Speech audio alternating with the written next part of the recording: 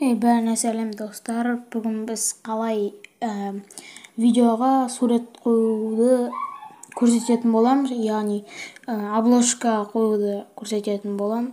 Ол үшін мына творческая студия деген приложение жазасыз, Google Playға кіріп, сосын жазып болғаннан кейін кіресіз. Осылай қазір кіргеннен кейін контент дегенді басасыз. Басып болғаннан кейін осы сіздің видеоңыз тұрады. Видеодағы мына 3 точканы басасыз. Сосын изменить дегенді басасыз. Изменить дегенді басқаннан кейін қазір басқаннан кейін міне мына жерде қалам, яғни карандаштың қаламның суреті тұр, соны басасыз. Және мына жерден свой значок дегенді басасыз. Сол жерден аваңызды жасап, монтаждап қоя бересіз, немесе мына жерге 3 суретті қоясыз да. Мысалы, мынаны осылай қоямын да. Скачать значок деп тұр. Осыны басасыз.